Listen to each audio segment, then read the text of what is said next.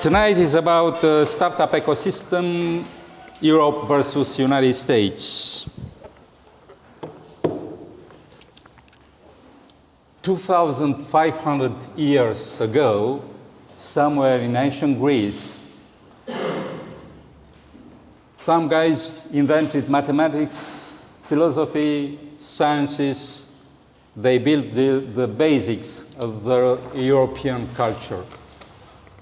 So Europe is about culture, about history, and Europe is old. It's an old continent, an old culture. 250 years ago, 10 times less, the United States were built. The United States is more about adventure, business, courage, disruption, technology, and so on. The United States are young compared to Europe. So this kind of differences between these two fields, Europe and the United States, creates different visions about technology, about the future.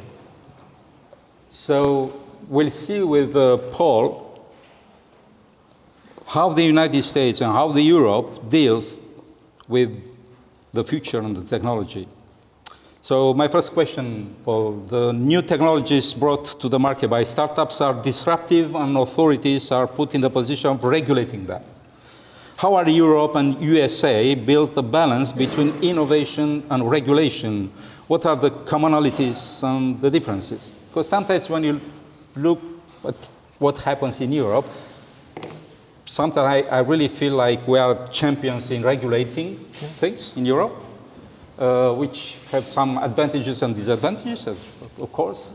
And when I have a look to the United States, I feel the technology, the courage to experience new things.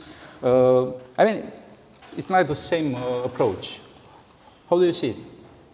Regulation. How many of you work with AI?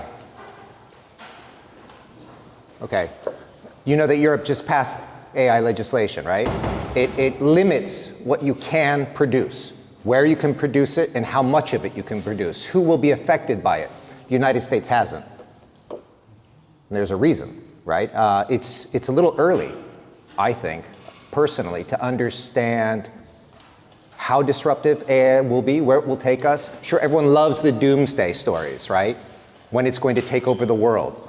But come on, that's far from now, and it's controllable. And the areas that AI can affect in a positive way, there's a lot of gray space that the European Union has put into the black. And that's something I think all of us should be concerned about if we want to use AI in a way that's going to advance our societies in a way that will deal with the enormous problems that we have coming to face us. And the truth is, and I have two kids, my kids are younger than you guys, they're 13 and 14, and I always tell them, I'm super sorry, I gave you birth and I gave you a shit world. It's your grandparents' fault. They invented all kinds of things that ruin the world, but I passed it on to you, and you guys just have to be smarter, all of us. And we need the laws, we need the spaces, we need the funding in order to resolve those problems. And so we really have to be careful how we limit, I think. I believe they are cultural at their heart, but at this moment, what Europe tries to do in protecting the individual may in the long term not allow us to advance in those spaces that we need to solve these enormous problems. So I mean, on a big, this macro level, that's how I see, and that's the concern I see in Europe. Not to mention what you said, sort of the bureaucratification of everything. I was in a conference today. An American came out. Do any of you know the study of futurism? You know what that is? It's actual social science. It's part of sociology. It is the capacity, so it was invented actually for the military, right? And so the idea is that we look to various scenarios in the future, possible realities, right? Because the future is undefined. There is no one future. The future is multiple. And we can make it as crazy as we want, or as real. And so you use data that we have today, not to mention multitudes of brains that come together from different specialities to figure out what that future is. Right? Makes sense? So this gentleman came out, he created the program based in Houston that worked with NASA. He's 79 years old, he's retired now. And he was saying to this group of educators, Romanian educators, school teachers, that he believes futurism should be taught to our children, and gave out extensive reasoning as to why. And the entire room was reluctant to understand that. That why? That's scary. What are they going to, how are we going to deal with it? There's no real answers. That's what they wanted. They wanted to be able to say, okay, they take a class and there has to be a correct answer, right? You learn history and we learn about the Battle of. We can give that a correct answer. But what if I tell you in the future, Russia will invade Romania? Is that correct? It could be. It might not be. But the amount of data and work that we work together to get to that point is how you would grade the individual. Right? And so there's this reluctance where you're seeing certain advancements in the States because of this long history that we've talked about that allows, and that's then reflected in how we limit legislatively, I think. To give you some examples. Can you guys hear up there? Yeah, good. Let's talk a bit about speed and the future. Albert Einstein had this idea that the time is dependable on the speed. If Paul is going on a rocket on the other side of the galaxy with a speed approaching the speed of the light, we don't have it still till now. When he will spend 2 days, a weekend, 2 nights at the other end of the galaxy, and he will come back. He will be back in maybe 2124, I mean 100 years later. Because of high speed, the time dilates.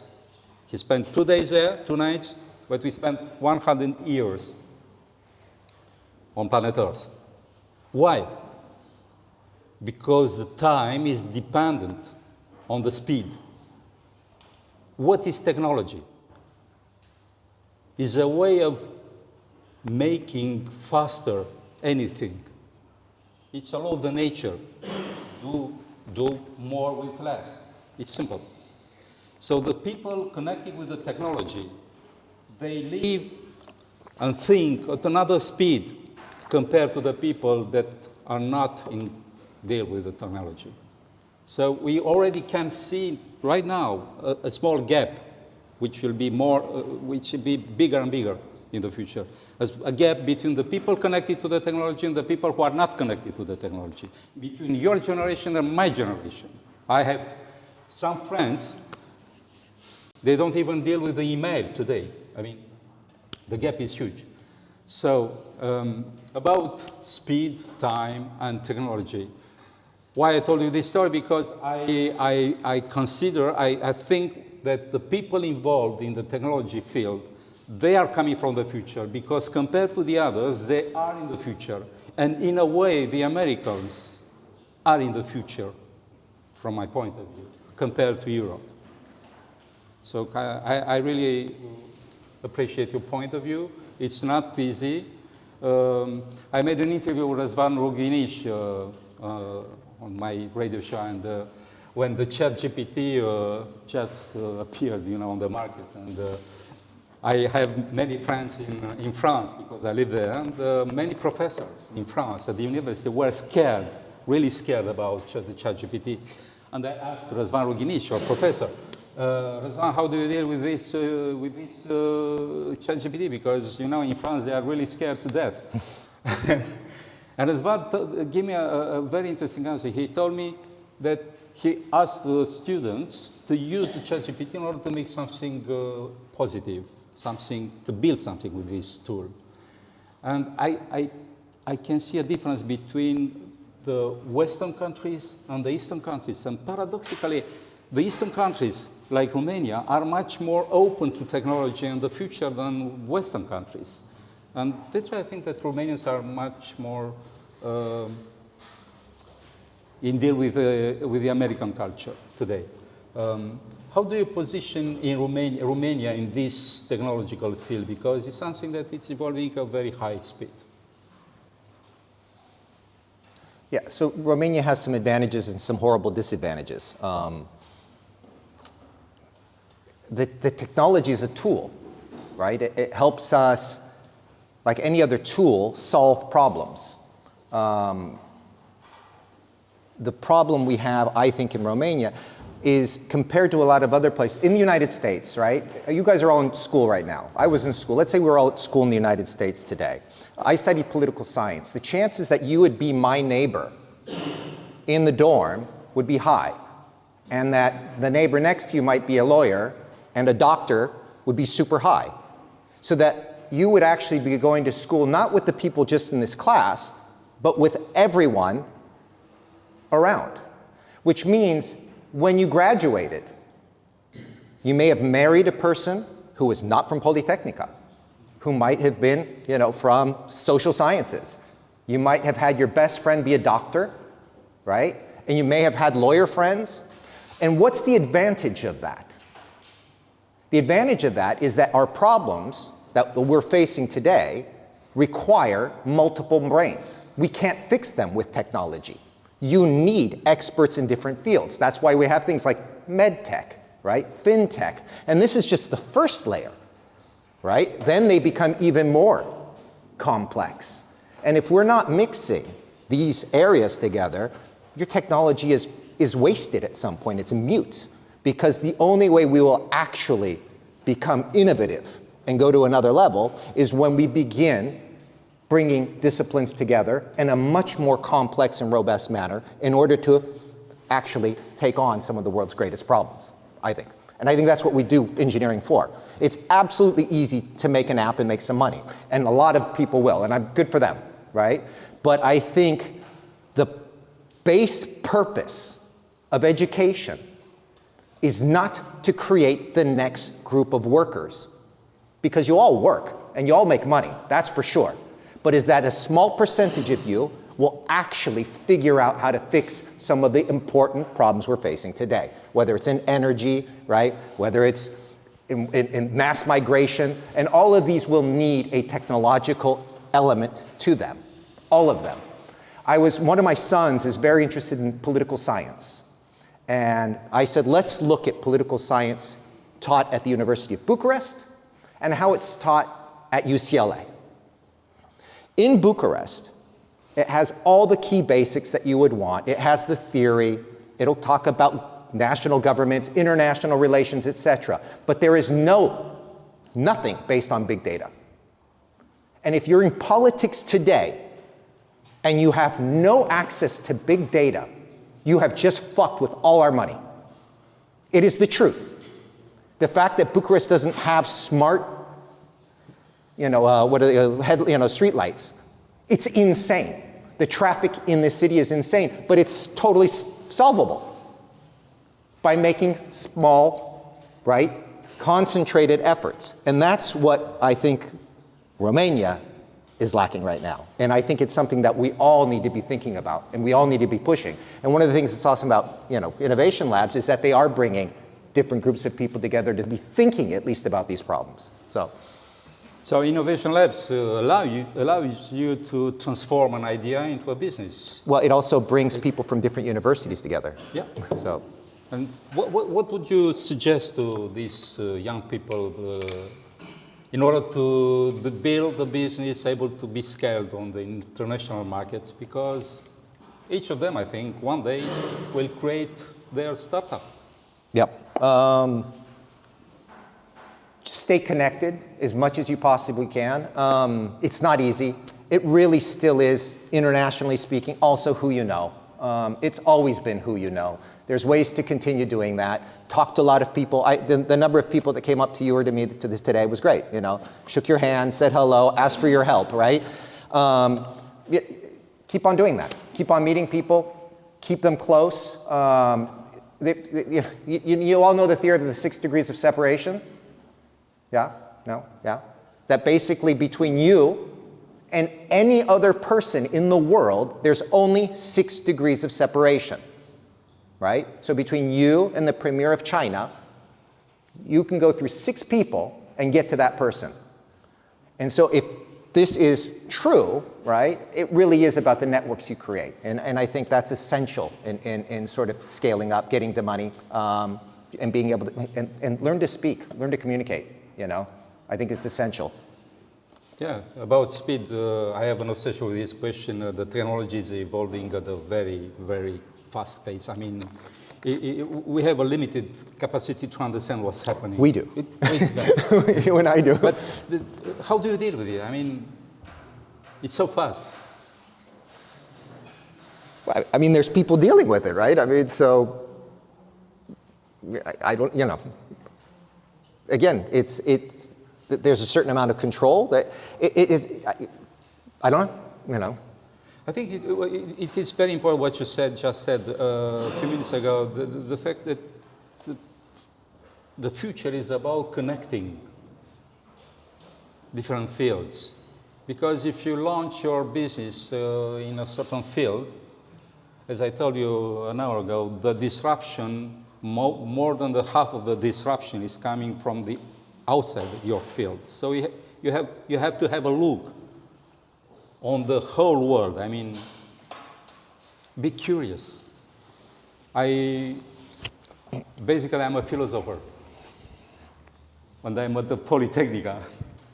And I think it's so fascinating to connect the sciences, the spirituality, the culture, and to build something on it. I think it's the only chance we have to deal with the speed of the technology, just connecting things and trying to understand what's happening and using the AI to build something. I also think that, and I don't know how you guys are taught at all, but I also think it's important that people think about, you know, what is the future you want? You know, and if we're working in AI will displace lots of people very quickly, you know. This is one of the things I was talking to some people in Romania about. Have you ever heard of the concept of the universal wage? The idea being that if you're displaced, or we introduce AI, or we have, you know, automated vehicles, and with this we eliminate 15, 20, 30% of the jobs in a very short period of time, say in a 5-year span, there's no way to reabsorb those people. It's impossible, right? Society has no mechanism for that. So the idea of creating a livable wage for all people, right, is an idea. Well, in the United States, they're actually testing this idea. There are cities, Portland, the city of Portland is one of the places they're going to, you know, test this.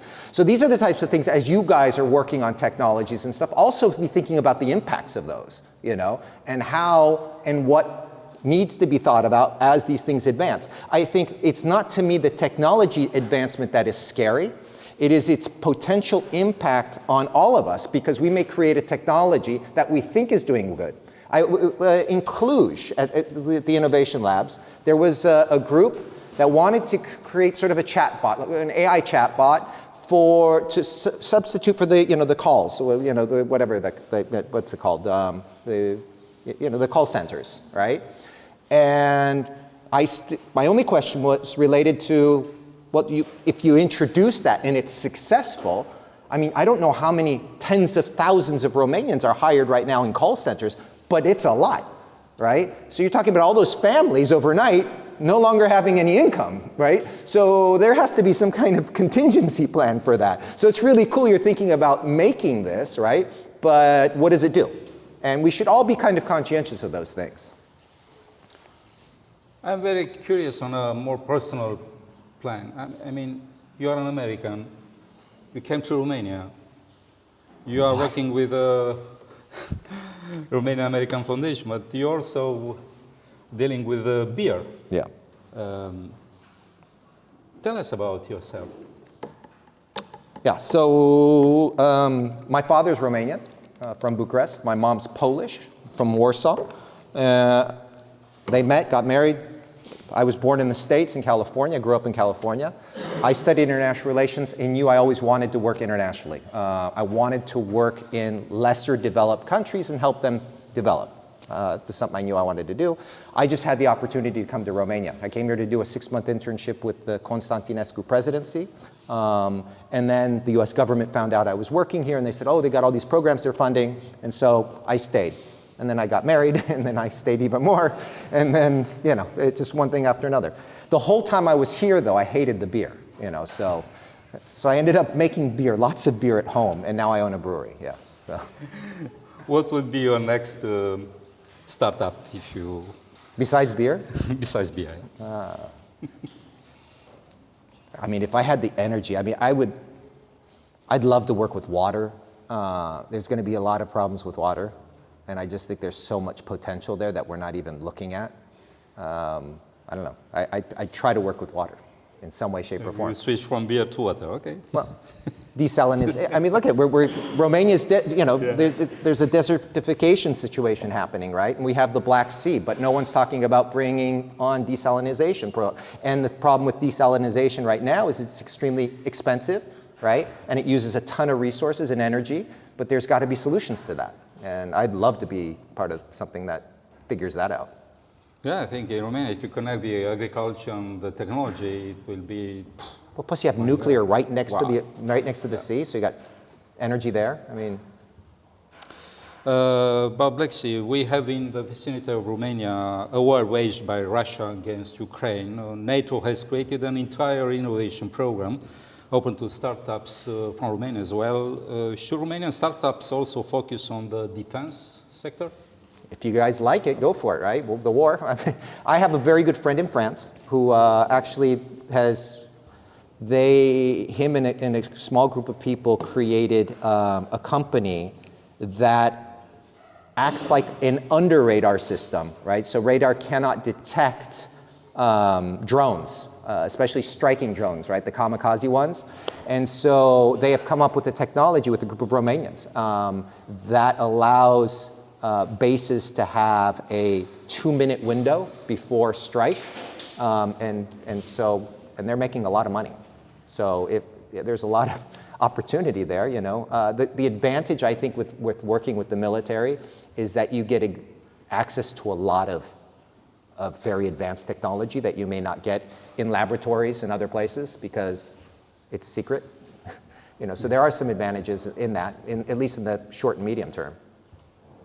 Yeah, I talked to a guy from NATO, and he told me that if Romania was able to build about 20,000 drones able to action underwater, we will have no problem with Russia. It can be done. Of course. It can be done. Maybe someone from your team will done it one day. We have about 15 minutes for questioning. Paul? We have a question from online. Okay. Yeah. Europe is focusing on regulating tech for its citizens, the users, whilst US develops the tech. How is this affecting entrepreneurs in Europe over the long term? How can entrepreneurs and small businesses in Europe compete with big corporations when adopting regulations? I mean, I think we touched upon this already. It's a valid question. I think it's something Europe will struggle with for a long time.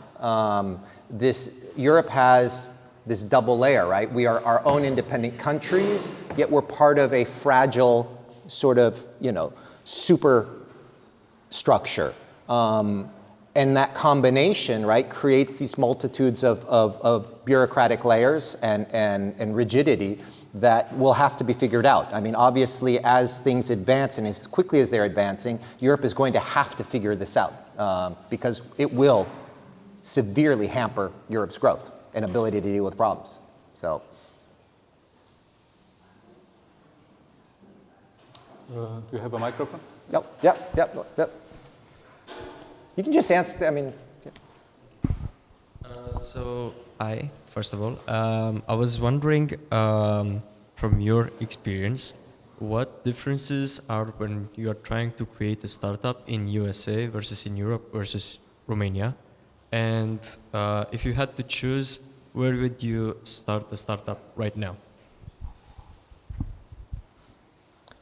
I mean, most people bring the argument straight down to money, right?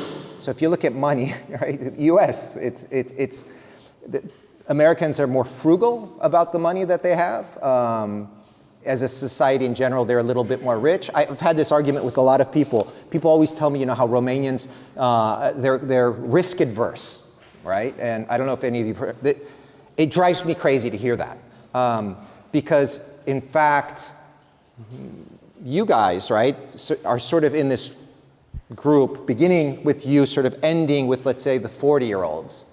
You're basically the first middle class Romania's ever had, in all honesty, right? People my age, I'm older, I'm 50, so my age, they're still worried about kids and grandparents, right? They have to take care of them both. But basically, those people who are about 40 now, when they get to the retirement age, they'll already have taken care of themselves, right? Their kids won't have to work, look out for them, which gives a generation a lot more freedom if you're not worried about having to take care of two generations, right? The one that's older and the one that's younger. I come from a society, I come from a place, I come from a state and a city where everyone is upper middle class. And they've been upper middle class for at least 3 generations. So what do I care if I lose 50,000? Or if I go ask grandma for help? I really don't care because I know I'll make it back quickly. And it's not that I'm being insensitive to the amount or that I don't understand numbers. It's that I have a lot of back. And knowing that you have back allows you the freedom and the luxury to experiment, right? And so to me, that's a huge difference. I cannot speak on Europe. I have never lived outside of Romania, so it's Romania or the United States, but I can compare pretty well the United States to Romania. And I honestly think it's just harder for you at your age to get $50,000 from grandma than it is for the same kids in the same classroom at UCLA. They can go to grandma and get it. So, it's just easier to start up there, I think.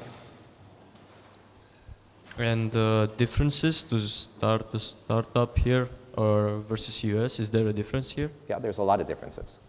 It depends. I mean, so startup is just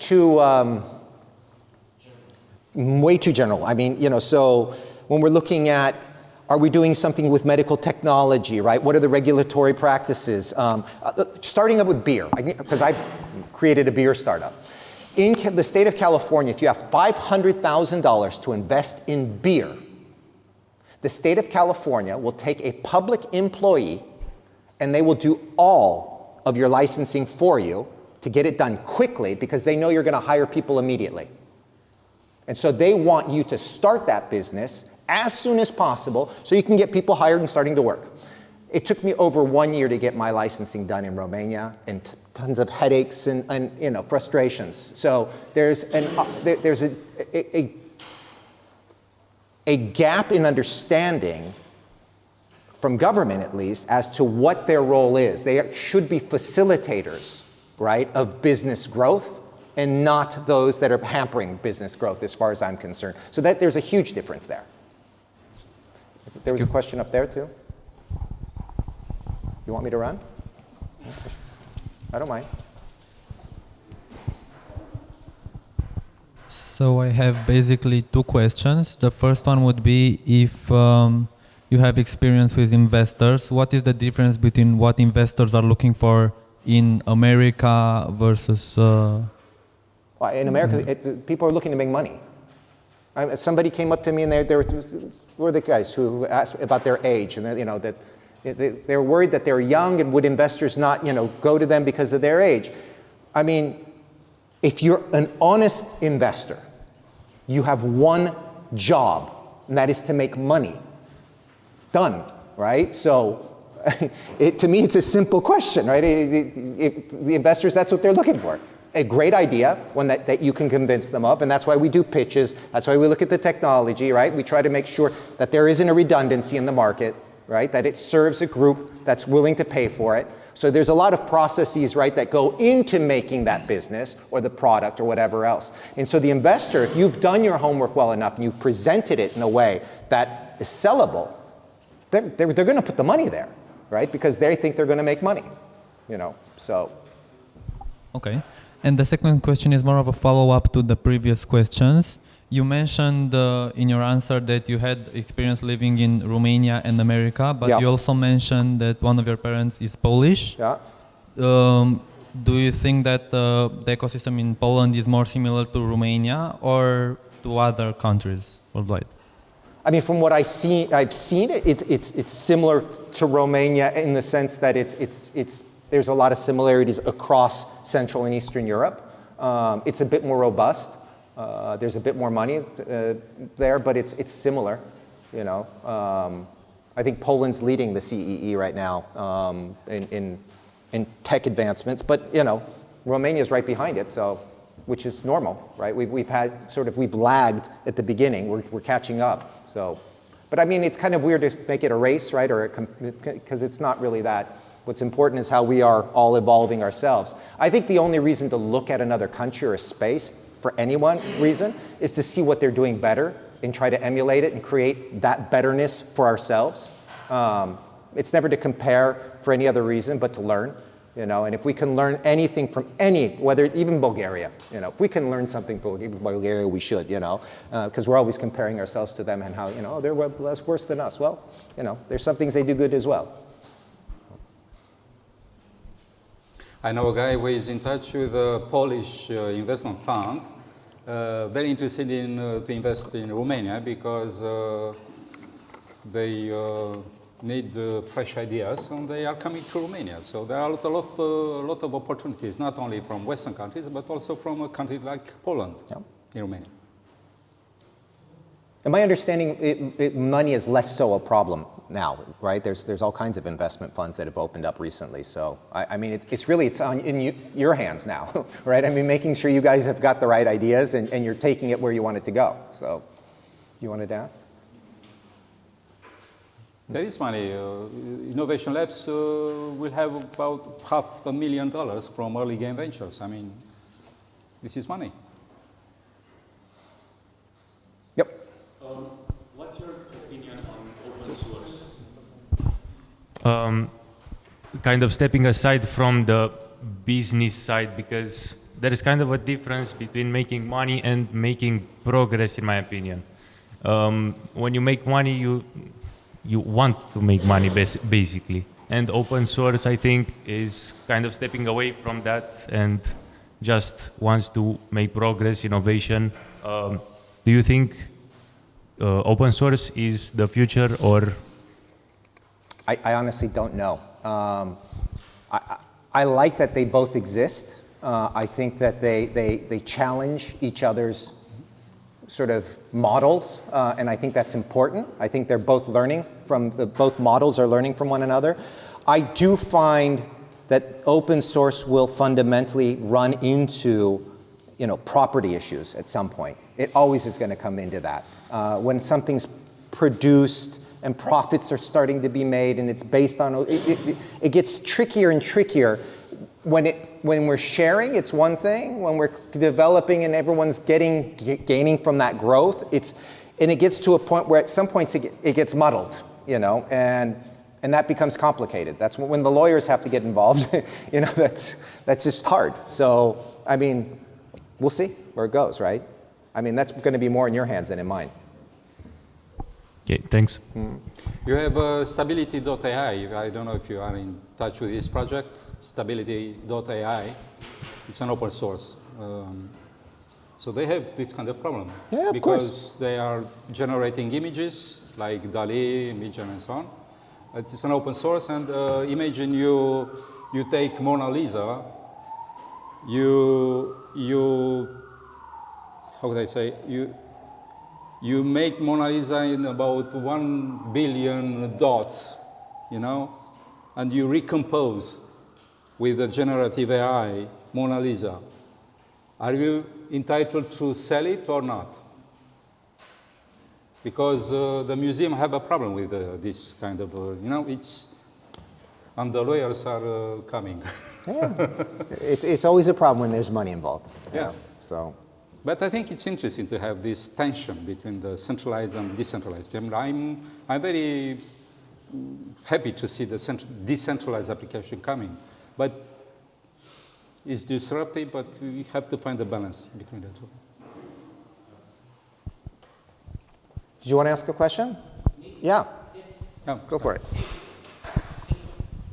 Right, so I wanted to ask you, how do you manage to stay relevant?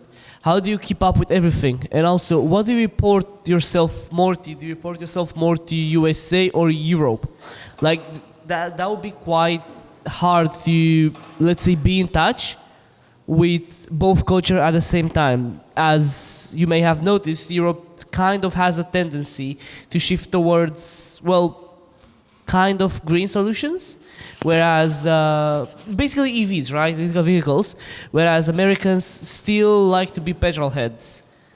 This will be one of the points. Like, there is obviously shifting mentality. Which one do you identify yourself with more as of now? All right, so the first question was, how do I keep up with trends? Well, yes, with everything. How do you keep up with teenagers? How do you keep up with new technology? How do you keep up with everything? I read a lot.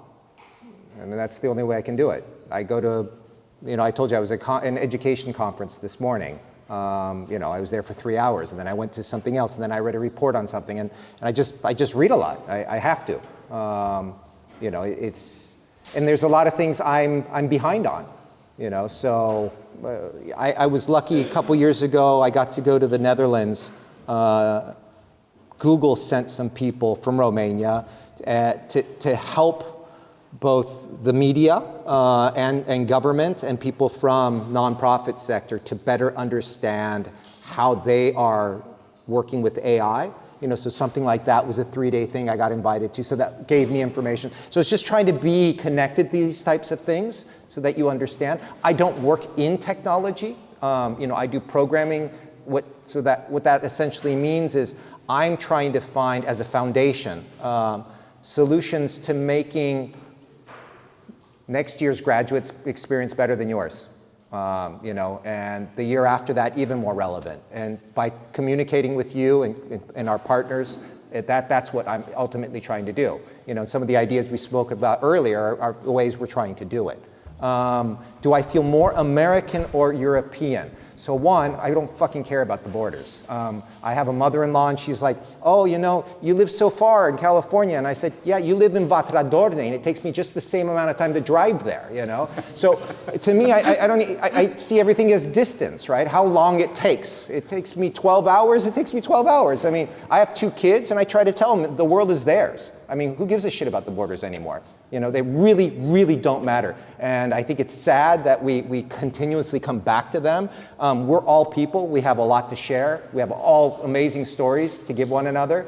And I have lived in Romania for more than half my life. I was 24 years old when I moved here. I turned 50 this year. So for 26 years, I've been living in Romania. I love Bucharest. I love living in Romania. Obviously, I could have left at any moment I wanted to.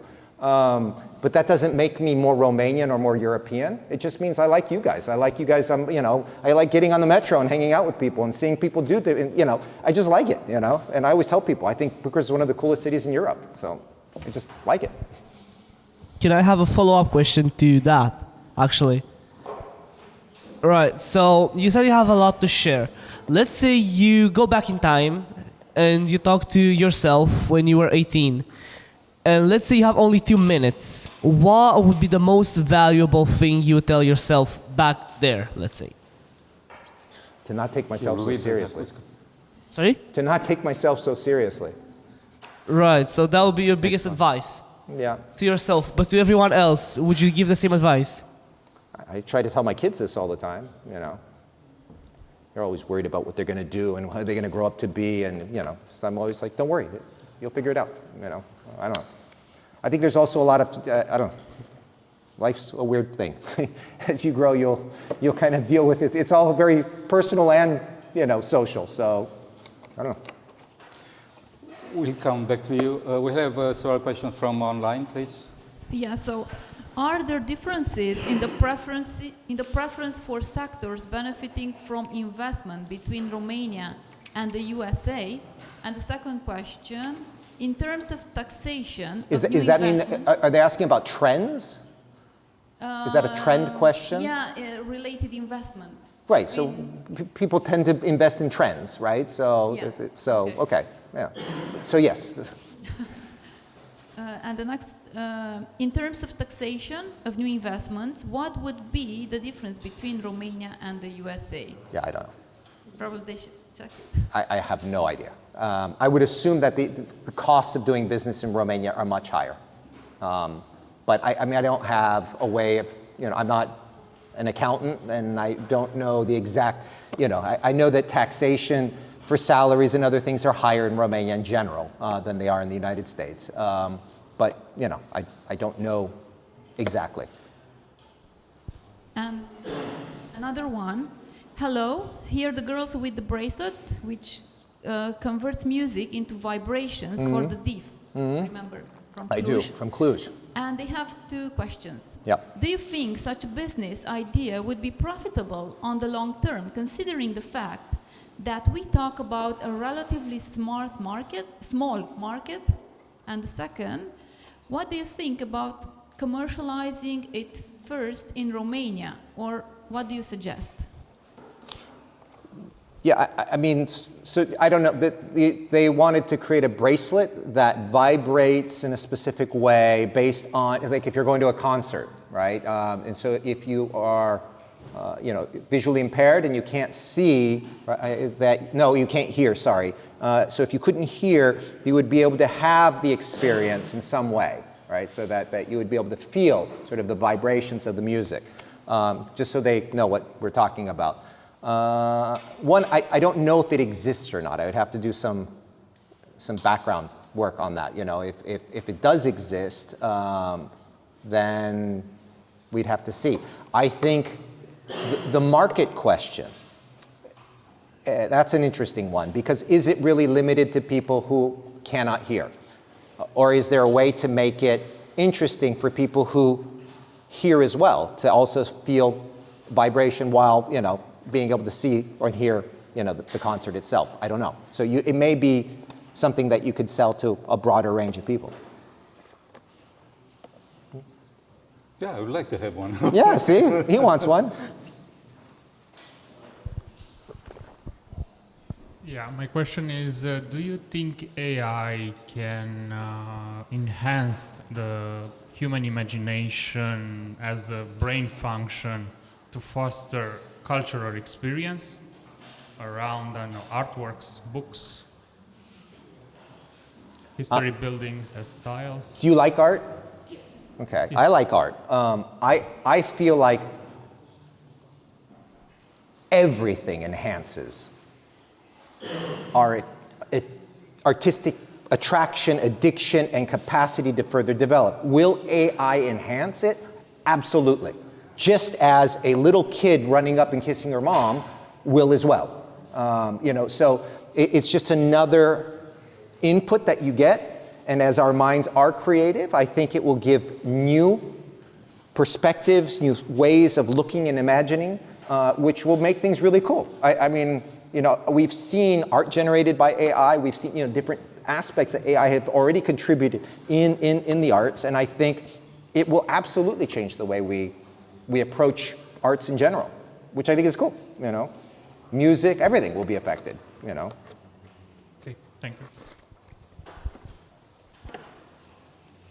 One last question. Okay.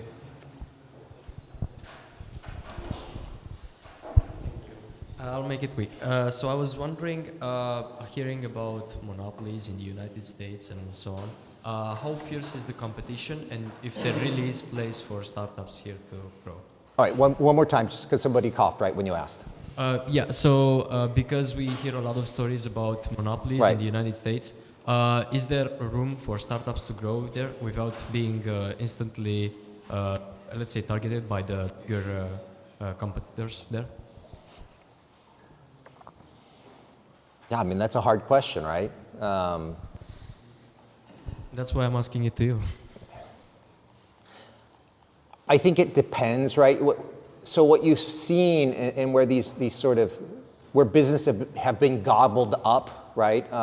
You know, especially with you know, Microsoft, Google, Facebook taking on specific types of industries, and then investing laterally, right? So basically what we've seen is they've monopolized by buying things within their core business, and they've invested laterally in areas that they think will be relevant in the near future, right?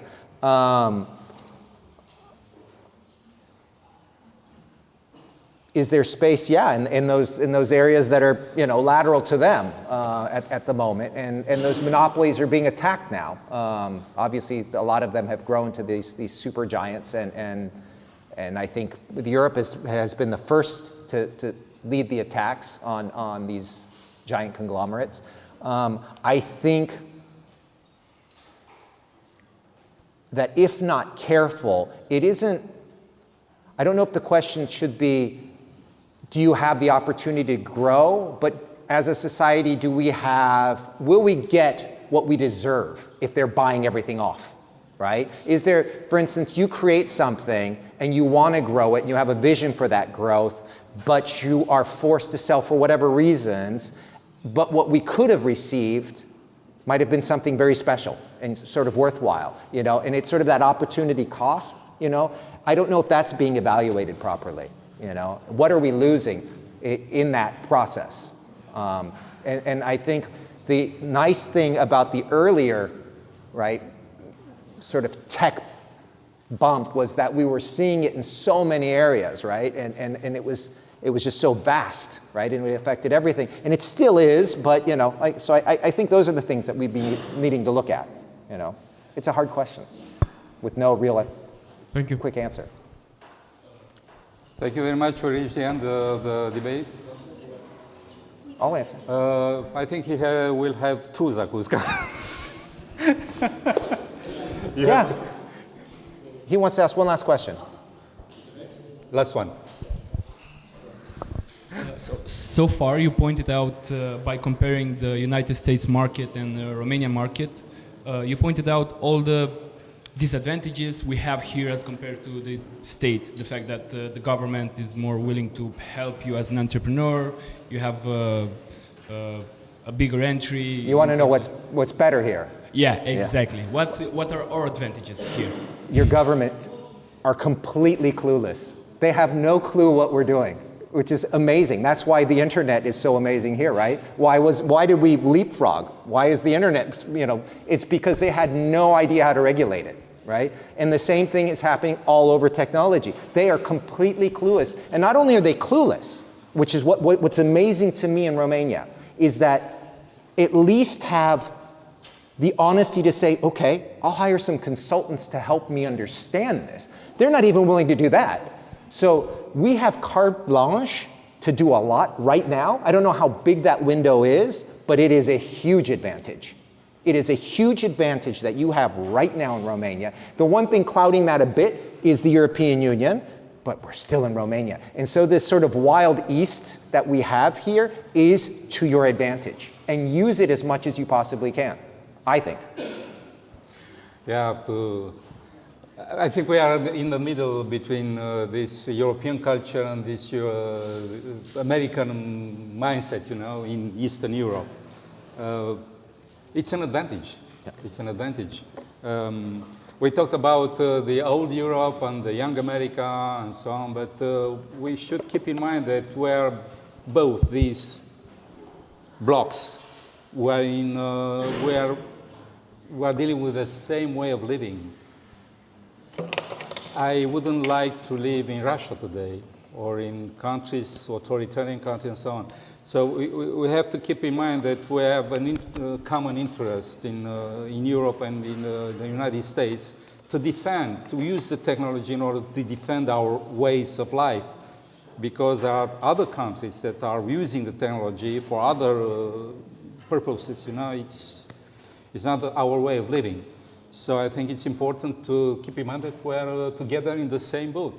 I mean, with all our differences. So thank you very much. Thanks, You guys. have the Zakuska, and you have to offer.